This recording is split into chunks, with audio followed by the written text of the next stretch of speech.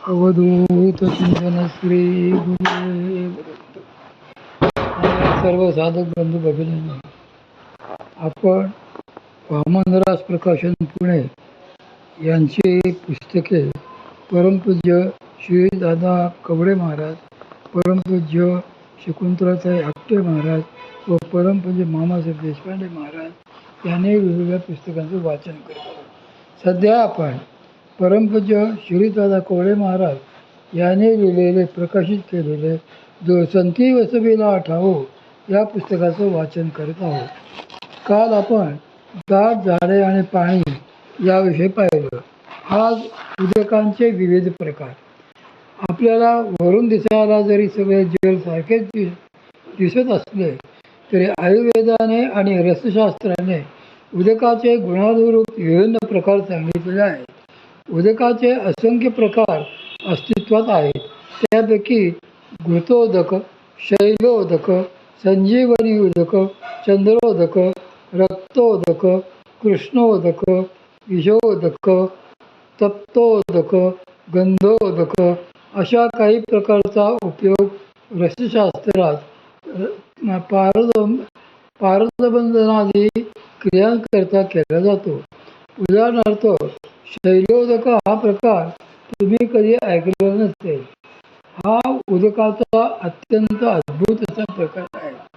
या प्रकारच्या जलाशयात झाडाचे एखादे पान जरी गळून पडले तरी हळूहळू त्या पानाचा दगड होतो. म्हणूनच त्या जलाला शैलोदक असे म्हटले जाते. हेच शैलोदक किमयेसाठी तसेच पारा स्थिर करण्यासाठीही वापरतात. ज्यांना तांब्याचे सोने करायचे असते ते सुद्धा हेच शैलोदक आपल्या किमयेच्या प्रक्रियेसाठी वापरतात. हे शैलोदक व्याधी निवारक, व्याधी प्रतिबंधक तसेच देह लोहभेदकही असते. आपल्या माऊलीमध्ये तुम्ही बघितले असेल तर देवामध्ये एक चांदीच्या लिंगासारखे दिसणारे पारद लिंग आहे. परमपूज्य सद्गुरू श्री मामांना ते एका साधूने दिले होते. पारा शास्त्रोक्त पद्धतीने बद्ध करून त्याचे ते शिवलिंग केलेले आहे. पारा एरवी स्थिर राहत नाही, पण शैलोदकात टाकून विशिष्ट वनस्पतींच्या रसांसह जर तो ढवळला तर हळूहळू स्थिर होतो. हा शैलोदकाचाच एक गुण आहे. ते साध्या पानाला दगड करू शकते, तसेच पाराही स्थिर करू शकते. पाणी सुलभ असावे. श्री माऊली येथे ज्या उदकासंबंधी बोलत आहे ते साधेच पाणी आहे, पण ते अतिचोखे असले पाहिजे. शिवाय ते वर्षा काळाविण ही उपलब्ध असले पाहिजे असे श्री माऊली सांगतात. आमच्याकडे फक्त पावसाळ्यातच पाणी असते असे व्हायला नको. परमपूज्य श्री मामा म्हणत की श्री माऊलींना येथे जे पाणी असणे अभिप्रेत आहे ते मारवाडच्या विहिरीसारखे नाही. राजस्थानात मारवाडमध्ये काही ठिकाणी एक बादली पाणी विहिरीतून काढायचे तर त्याच्या दुप्पट पाणी शेणाऱ्याच्या डोळ्यातून वाहते. एवढीच येथे पाण्याची मारामार असते. पाऊस पडला तरच पाणी उपलब्ध असते असे साधनस्थानी नसावे. राजस्थानात अनेक ठिकाणी जे पाणी मिळते ते उत्तम मेघाचे असते. जे मेघ अधूनमधून तुरळकपणे आकाशात तरळतात त्यांना उत्तम मेघ असे म्हणतात. ते थोडेसे बरसतात, थोडीच जमीन ओली करतात आणि निघून जातात. तसे नसावे. उलट निर्झरे का विशेषे असे तेथे असावे. पावला पावलांवर झरे असावेत असेही काही श्री माऊलींना येथे अभिप्रेत नाही. सगळ्यात महत्त्वाचा भाग म्हणजे त्या स्थानी पाणी आणणे सुलभ असावे. नाही तर आपण राहत आहोत एका डोंगरावर आणि पाणी आणावे लागते दुसऱ्या डोंगरावरून, असे असू नये. आता श्री माऊलींनी मांडलेला उदकासंबंधीचा विचार म्हणजे ते पाणी कसे असावे, त्याचे वैशिष्ट्य काय असावे आणि ते सुलभ असावे असे का म्हटले आहे इत्यादी आपण पुढील प्रवचन सेवेत पाहू. हे प्रवचन पुणे येथे नित्यबंध साधना केंद्रात 29 एप्रिल 1993 रोजी संध्याकाळी झालेल्या प्रवचन सेवेवरून हे प्रवचन घेतलेले आहे. आता आज प्रवचन 10वे. बहुत करुणी निशब्द.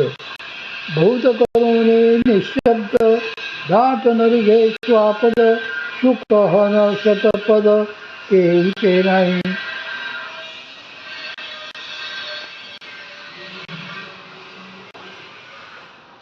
श्री ज्ञानेश्वरीच्या 6व्या अध्यायातील शुचौ देशे प्रतिष्ठाप्य या श्लोकावरील श्री माऊलींचे व्याख्यान आपण बघत आहोत.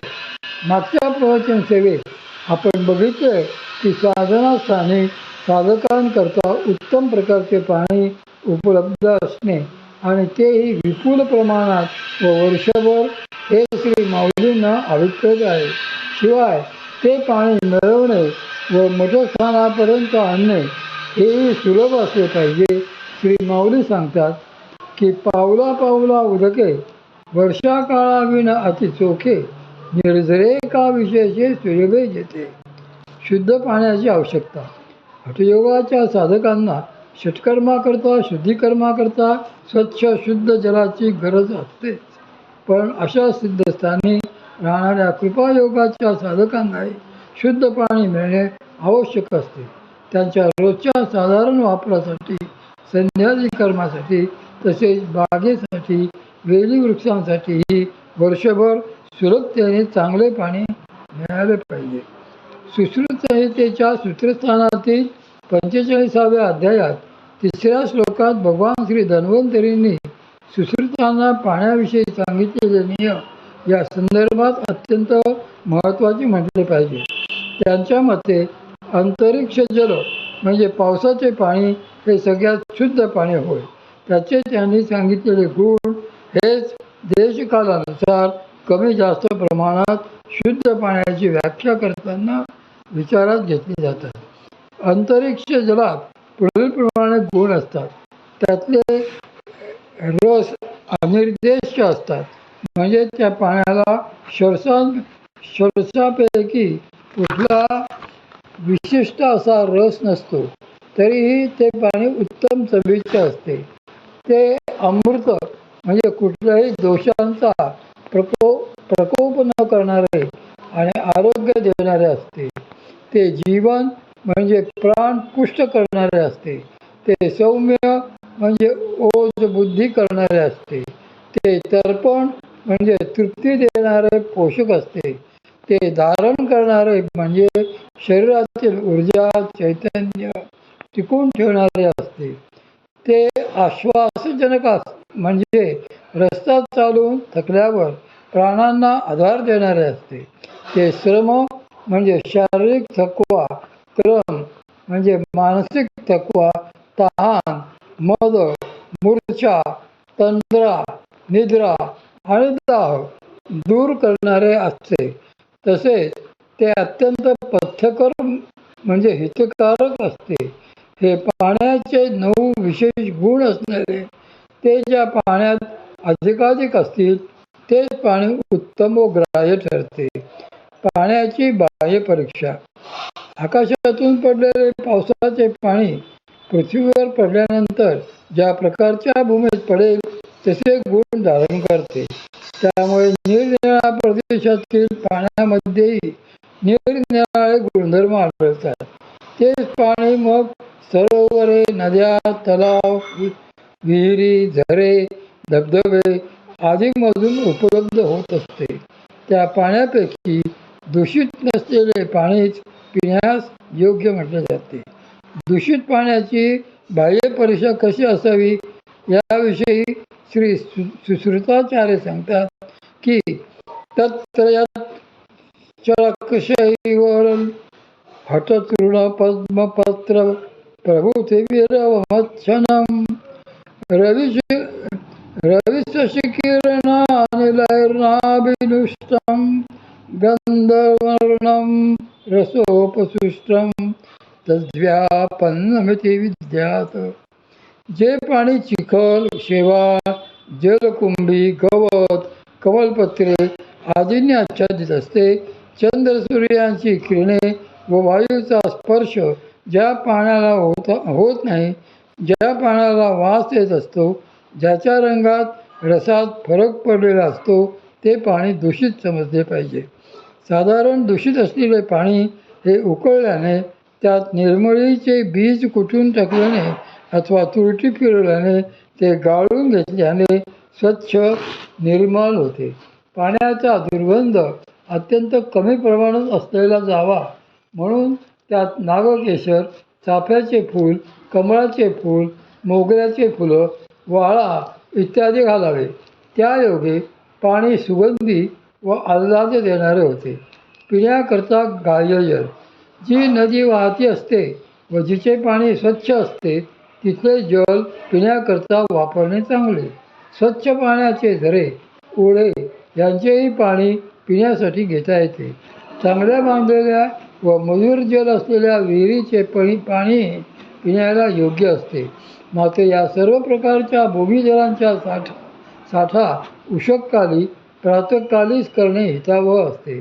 श्री श्रुताचार्य या संदर्भात असे सांगतात की तत्त सर्वेषामेव भौमानां ग्रहणं प्रत्युषसी तत्र ह्यमलत्वं शैत्यं चादिकं भवति स एव चापां परो गुण इति दिवार्ककिरणैर्दुष्टं निशाया बिन्दुरश्मिभिः अरुक्षमभिव्यन्दी तत्तुल्यं गगनाम्बुना. सर्व प्रकारची भूमिजले प्रातःकालीच आणून साठवावी. त्यावेळी पाण्याला निर्मलता आणि शीतलता इतर वेळांपेक्षा अधिक असते. हेच दोन गुण पाण्याचे श्रेष्ठ गुण आहेत. दिवसभर सूर्यकिरणे पडलेले पाणी, रात्री चंद्रकिरणांनी शीतल झालेले पाणी हे अंतरिक्ष जलाप्रमाणे वृक्षतारहित आणि रोग उत्पन्न न करणारे असते. अशा जलालाच श्री चरकाचार्य आणि श्री वाग्भटाचार्यांनी हंसोदक अशी संज्ञा दिलेली आहे. म्हणून साधनास्थानीही असे जल मिळणे उत्तम ठरते. श्री माऊली येथे सांगतात की पावला पावला उदके वर्षाकाळावील अतिचोखे निर्जरे का विशेषे सुलभे जेथे.